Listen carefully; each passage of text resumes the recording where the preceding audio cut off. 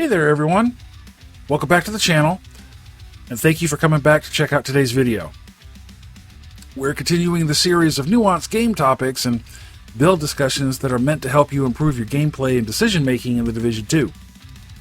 Now, this one's not directly connected to the last few video topics we've covered, but it's still one of those conversations that could completely change the way you see your build and your results in the field. And before we get rolling, you know what time it is. It's time for the thank yous. I'm never cutting this out of the beginning of the videos because the people who go beyond simply watching the channel deserve that recognition. I appreciate every single one of you who supports the channel, whether it's becoming a member or picking up some merch or even just liking, sharing, and commenting on these videos. When I started on March 17th of this year, I didn't expect us to be here this fast. Over 1,600 subscribers and over 100,000 views already. That's because of you. So here's my thumbs up wall, and it's updated with the handles of my channel members. When you join, your handle goes up here too, so everyone knows who's helping the channel grow. So, thank you again. Okay, let's do it. High numbers don't always mean high performance. In fact, some of the stats that look pretty impressive in your build sheet are either misleading or straight up useless, depending on what you're actually running. If you've ever looked at someone's build and thought, wow, 1.5 million armor, that's insane, or 100% skill haste, this guy must be a monster, you might be falling into the same trap they are. Remember, the Division 2 bombards you with numbers. Weapon damage, crit hit chance and crit hit damage, armor regen, status effect duration, skill haste, headshot damage, hazard protection, incoming repairs, bonus armor sources. Good lord, the list goes on. On paper, more always sounds better, right? Bigger numbers feel like progress. The problem is, stats without synergy are just vanity metrics. The real questions that matter are, does the stat activate frequently in my playstyle? Does it synergize with my weapon gear and or talents? Does it noticeably change my survival or time to kill? If the answer is no, you might be stacking numbers incorrectly and potentially wasting skills, talents, or synergy. Or all of the above. Okay, so let's break down some of the few of the worst offenders, the stats people either value or completely misunderstand. Armor value.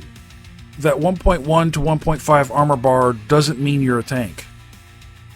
If there isn't any armor regen, bonus armor sources, or perhaps hazard protection, that bar melts just like everybody else's. It's just 1 or 2 bullets longer.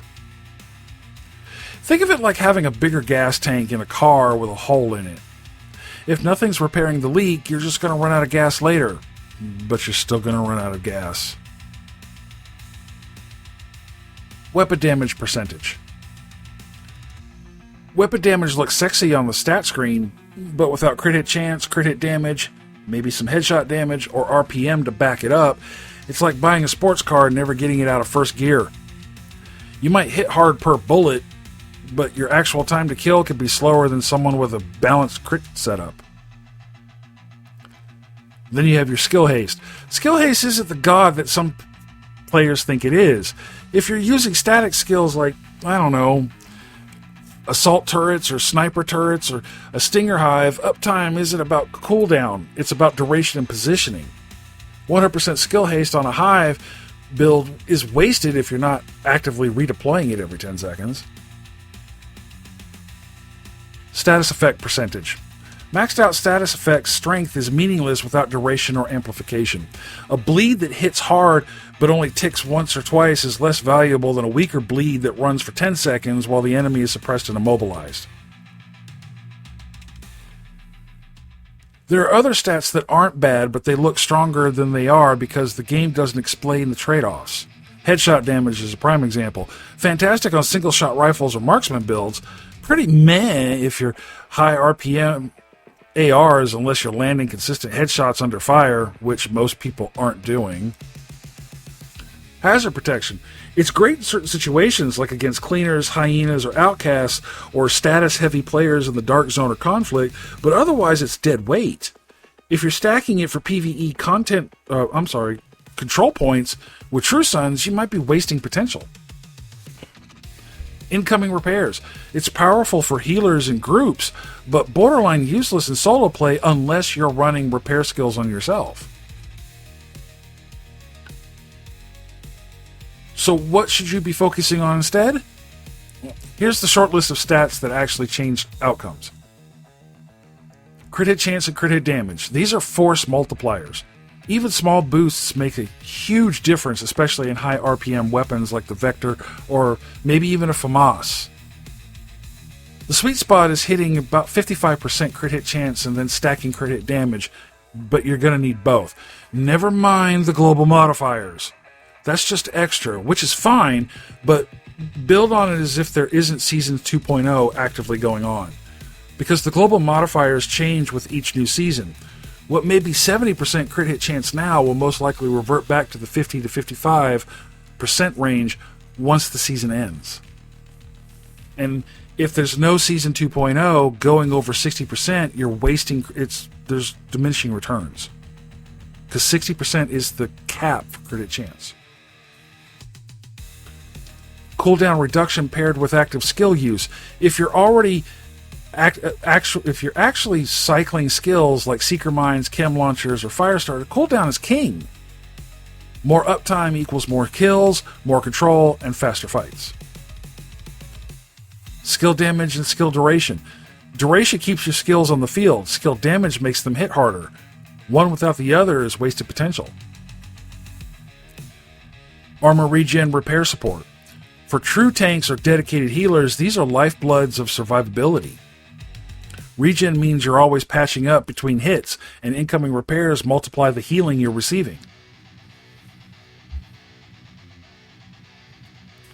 Now here's a quick checklist for catching quote-unquote lying stats before it costs you fights. Match your stats with your talents. If you're running Obliterate, you need crit chance. If you're running glass cannon, your damage output better be insane. Match your skills with your stats. Striker drone, you want skill damage and duration. A Firestarter chem launch, you want status effects and duration and maybe some skill haste. Match your stats with your playstyle. Aggressively pushing, you need crit, RPM, and sustain.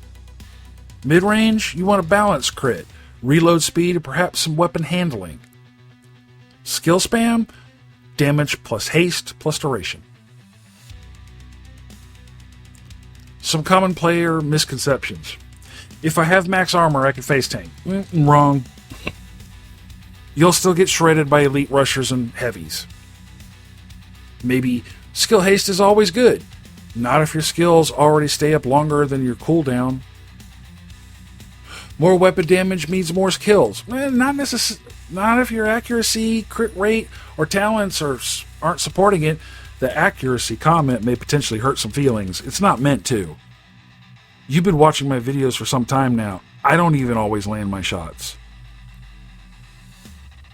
Status builds just need max status effect percentages. Without duration, you're basically giving enemies a paper cut instead of a bleed out. You want to build with intent, not ego. Remember, your build is not a resume. It doesn't need big, shiny numbers to be effective. It needs systems that work together in real-time combat. When you see a stat on your sheet, ask yourself, how often does this activate? Does it feed into my weapon and talent synergy? Am I stacking it because it's useful or because it looks good? If the answer leads towards ego, for lack of a better word, instead of results, it's time to rebuild. Look, man, don't be fooled by the numbers game. A sharp build isn't about stacking the highest armor, crit damage, or skill haste. It's about harmony. Stats should complement each other, not compete for attention.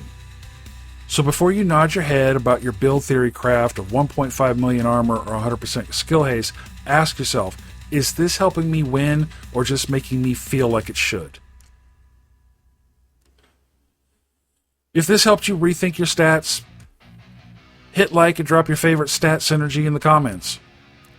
Subscribe if you haven't done so already. YouTube tells me about 63% of you watching right now are still not subscribed. I'd love to hear what's holding you back. We're on X and Discord, and our clans are open on PC, PlayStation, and Xbox. And until the next one, this is Hannibal, signing off.